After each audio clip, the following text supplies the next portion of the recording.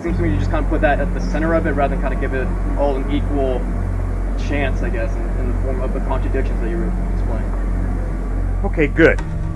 Okay, I think you're asking a very deep question epistemologically in terms of know how do you know something, all right?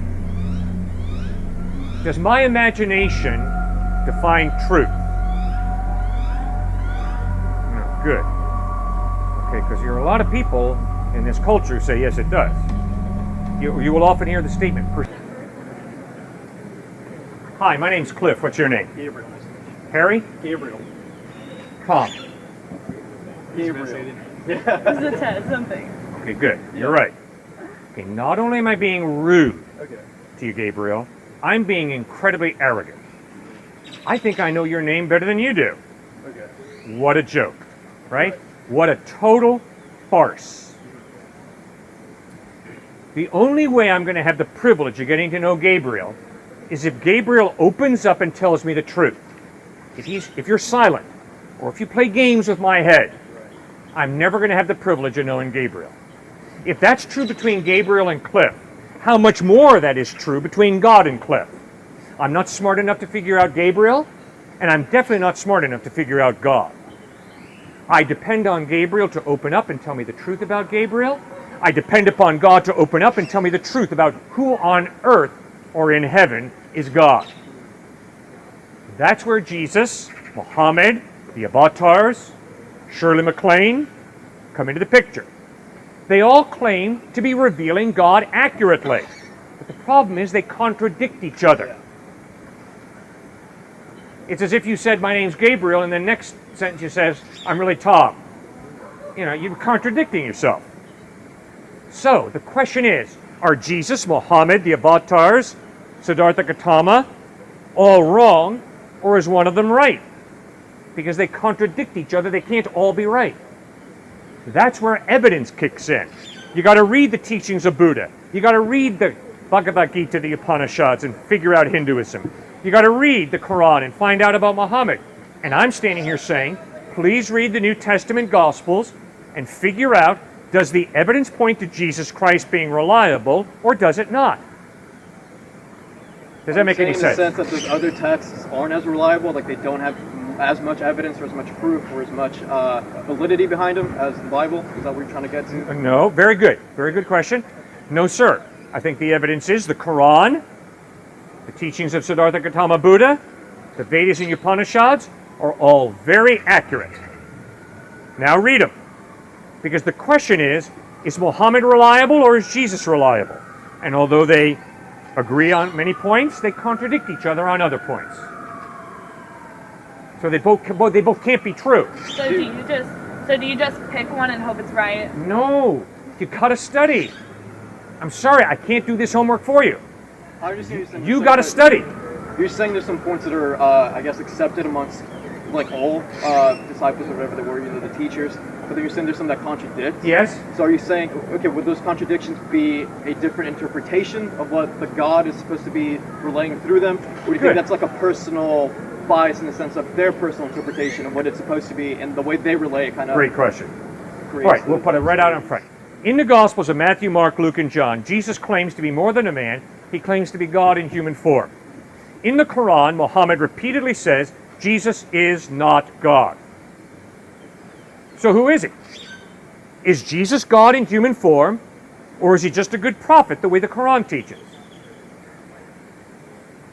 That's a contradiction. Are we all agree on that? Is that a contradiction? Jesus is not God. Jesus is God. That's a contradiction. They both can't be right. Either Jesus is not God or he is God. Second point, which gets to your question, which was excellent. Islam, Judaism, Hinduism, and cultural Christianity in the wonderful nation of Texas. All of these teach, do good, and then God owes you. Do good, pile up good karma, and you'll get a better next reincarnation. Be a good old boy. Be a nice lady. And then God owes you. Jesus Christ contradicts all of that. Jesus says, I bled and died on a cross to give you forgiveness, grace, the gift of eternal life, which contradicts the idea You do a bunch of good, and then God owes you heaven, nirvana, whatever. See, so that's a fundamental contradiction. So if you've never been exposed, so if you live in a remote part of the world, you've never been exposed to Christianity, the teachings of the gospel, then how do you get to heaven? Good question. I do not know. Why? Because Jesus never specifically answered the question, so I can't make an answer up. Yeah. But he makes 5 points that apply to your excellent question. First point, God's character is just, which means nobody's getting ripped off. God is just. Second point, nobody goes to hell because of ignorance. Nobody goes to hell because they were born in a part of the world where they never heard about Jesus. The only reason people go to hell is because they choose to live their life separate from God. And God grants their request and they'll spend eternity separate from him because they chose to live their life separate from him. Thirdly, there are going to be a boatload of people in heaven who never heard about Jesus. Hebrews chapter 11 in the New Testament lists some of these people. Abraham, Isaac, Jacob, Moses, Rahab, a Gentile prostitute, obviously never heard about Jesus. They were born hundreds of years before him. But in humility, they put their faith in God. God, I don't know how you're going to do it, but I'm trusting you. Fourth point, the only reason those people are going to be in heaven is because Jesus bled and died on a cross for their sin. Nobody's going to be in heaven, according to Christ, because they did enough good, so God owes them. Remember, that's a contradiction between Jesus and every major world religion. Fifthly and finally, although I do not know how God will judge those who have never heard about Christ, I do know that all of us here have more than ample opportunity to read the Gospels. We are responsible for what we do with Jesus. It's a little confused on the contradiction of Yes. between the religions, I guess, because Right. it seems to me like it's very centered around Jesus Christ, I guess. Anything Yes. that kind of goes against him, you've kind of been labeling as something that can't coincide with Catholicism or Christianity just because of him. Even like, what if other more than 2 or 3 religions have the same belief, I guess, but that one belief goes against that belief in Jesus and Christianity and Catholicism, even though it's only one religion standing against it.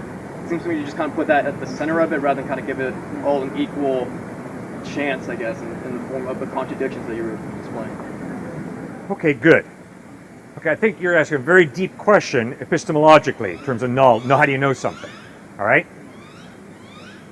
Does my imagination define truth? No, good. Okay, because there are a lot of people in this culture who say, yes, it does. You will often hear the statement, perception defines reality. The Thomas theorem, in a sense, yeah. Yeah, that's baloney, right? If my perception is you're not standing here, my perception is wrong. Because in reality, you are standing here. But your perception is that I am standing here. Right.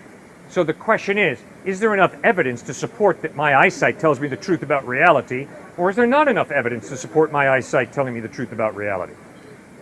And I would argue there's more than enough evidence that my eyesight helps me pick up on reality than that my eyesight lies to me.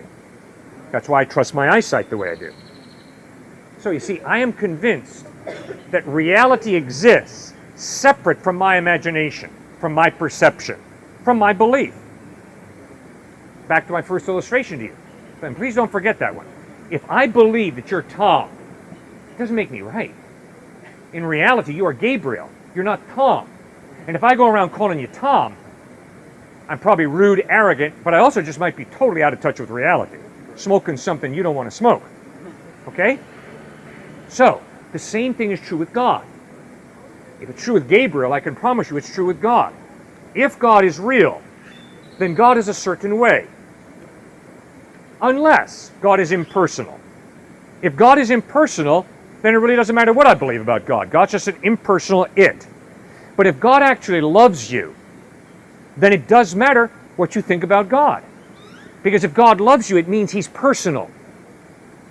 He's not a fantasy. There's a he that actually cares about Gabriel. Now, if that's true, then Gabriel's got to figure out, how am I going to respond to this personal being, God, who actually claims he loves me and wants me to go to heaven and spend eternity with him? Does that make sense? Yeah. Okay. I guess that is a valid answer to our question. And then we had our second question, kind of, again, I guess another like question of validity would be, I guess you want to. Yeah, it's not meant to be silly or anything, but like, in the sense of other life forms, I guess, you know? Yeah. My question was, did God only create this one Earth with this one like sphere of life and only this is it? Or like is there a belief that in the universe, you know, there's different worlds with different life forms and also intelligent life elsewhere with the same conscience that has to apply with the same moral code, that has to apply with the same kind of rules that religion governs? Or is this kind of like the only thing there is? Okay, good. I do not know from the Bible if God has created other intelligent life forms. So once again, I'd be lying to you if I said, well, according to Christ in the Bible, yes or no. It doesn't say. So therefore, I turn to science to ask, what's the evidence that there's other intelligent life in this universe? And to date, I have no evidence there is, but if there's a discovery tomorrow, I'll celebrate that discovery. So you're saying that like the rules set out that govern Christianity would apply to a new life form on any planet in any galaxy? Well, I don't know, because Jesus in the Bible never addressed the question. So I can't honestly tell you. In your opinion, would it strengthen or weaken the argument of religion if there were other life forms found on other planets, stuff like that? Not just necessarily like life form, like very simple, but maybe a higher intelligent like life being, you know? Would that, in your opinion, strengthen or weaken the argument around religion? Fascinating question. I do not know.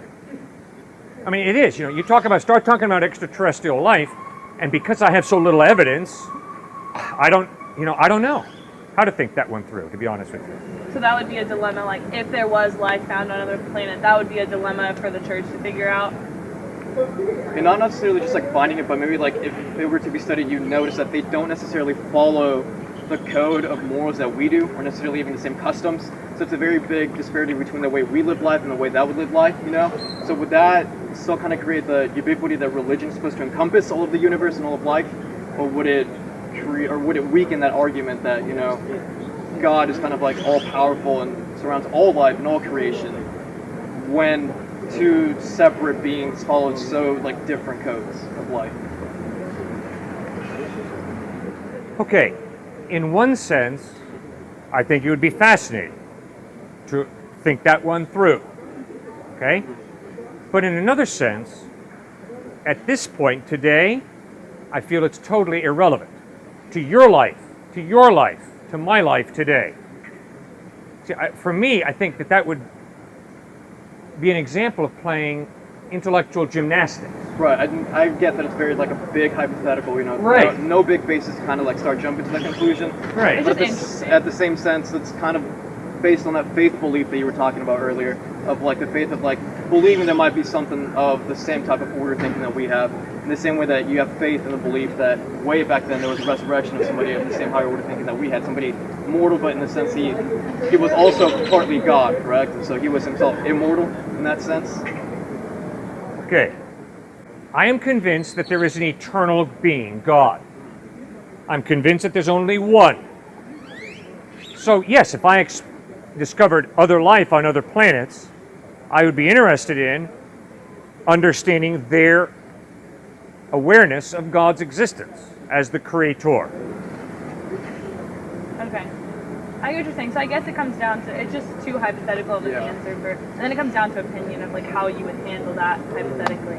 So I guess we'll move on to the third question. Okay, so our third question was kind of like a logic one that I had grown up with and never really made sense to me, but we were talking about the Virgin Mary and like how do Christians answer when people say like is the Virgin Mary completely valid because she was claiming to be a virgin and like God had sent Jesus to her, but could she have been lying about that? Sure, she could have been lying about it. So like does that interrupt the validity of her claim that she had the Son of God?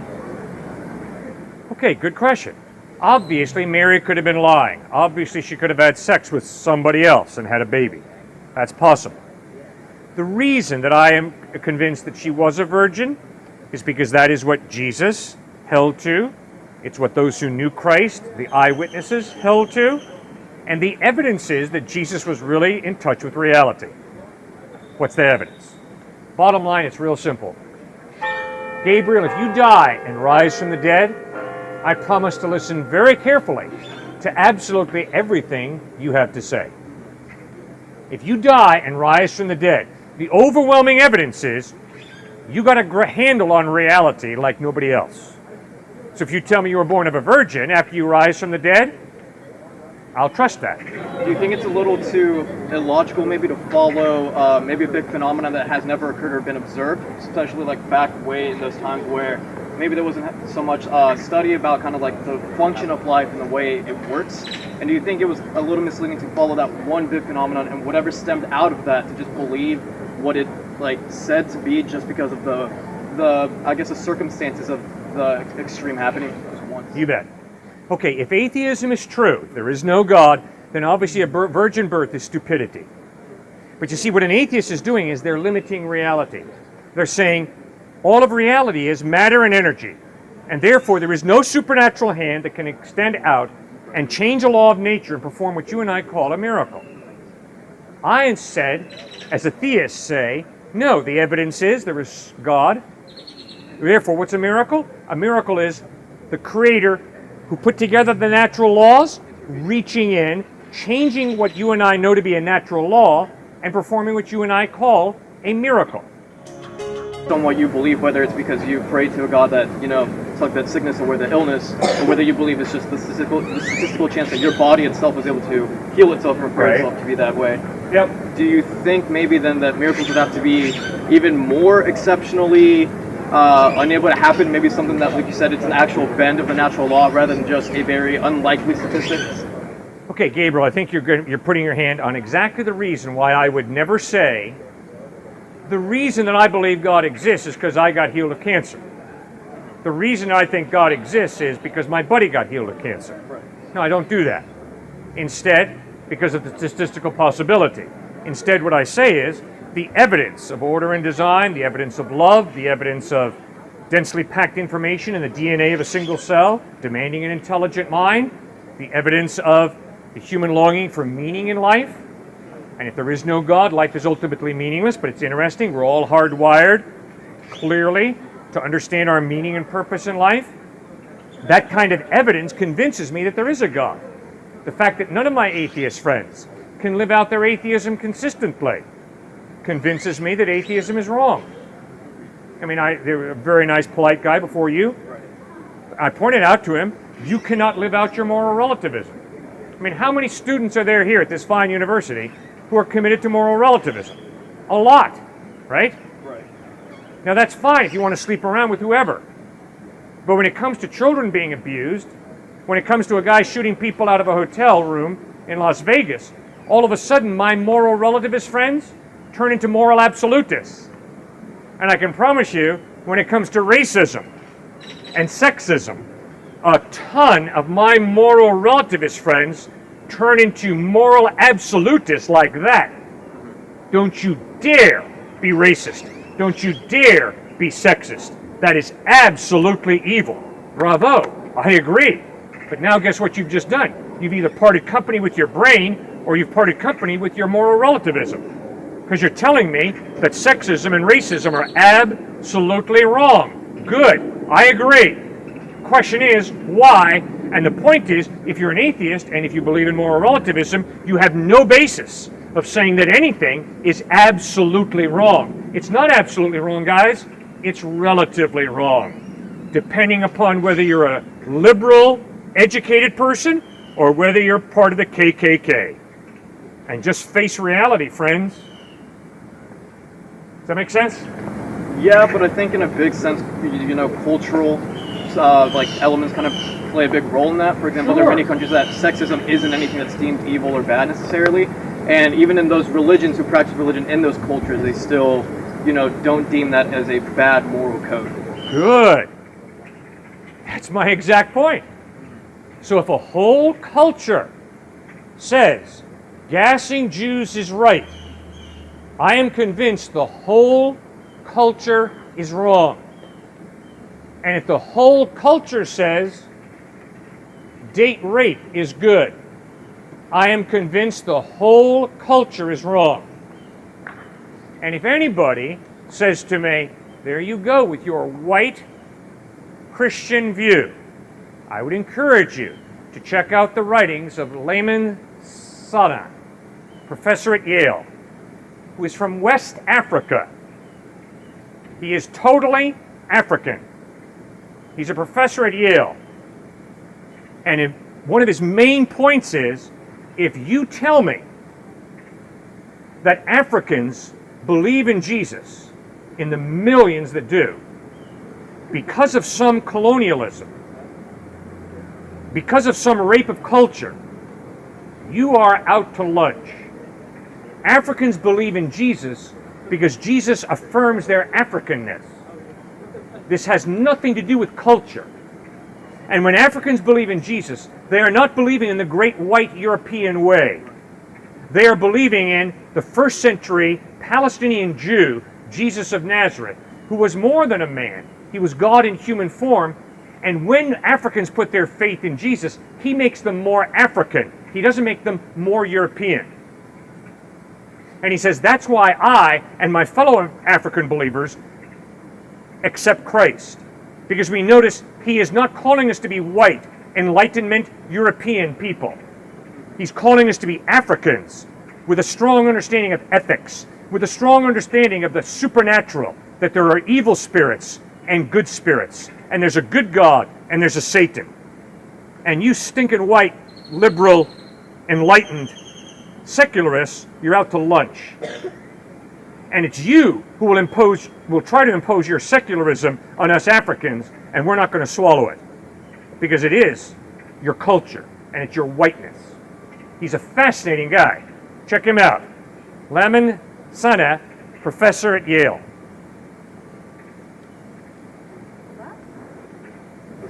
I think that's it for us. Guys, you've been awesome. Thank you both so much. Yeah. Privilege meeting you and talking with you. Thank you so much. Somebody else have an issue they want to raise?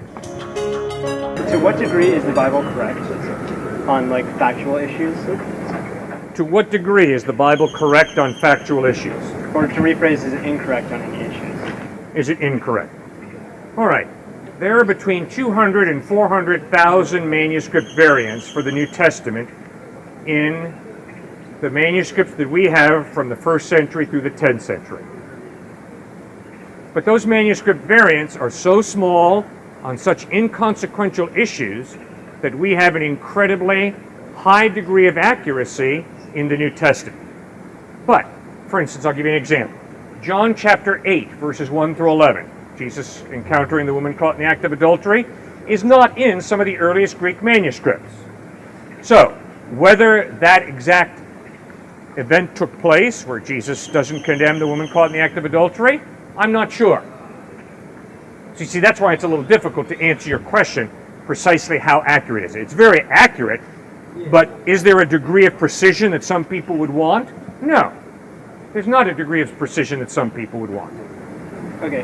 Does the Bible differ on more consequential issues, such as whether or not reproduction is something that is faithful, or whether or not homosexuality is something that is sinful? Is there any ambiguity there? There's absolutely no ambiguity in the Bible on whether homosexual practice of homosexual sex is wrong, or whether the practice of adultery, or whether the practice of premarital sex is wrong. It's unequivocally clear. Okay, is it okay if I read you some quotes from the Bible? Sure. Okay, cool. The first is from Genesis, chapter 1:28. You bet. The quote is, God encourages reproduction. Yeah. The second is from LE, chapter 12, 1-8. God requires purification rites following childbirth, which in effect makes childbirth a sin. Those seem to directly contradict each other, and I can't find an explanation as to why. It's real simple. You're not quoting the Bible. Never in Leviticus does it say that reproduction is a sin. It does talk about purification. Pardon? I'm reading straight. Okay, what is the verse?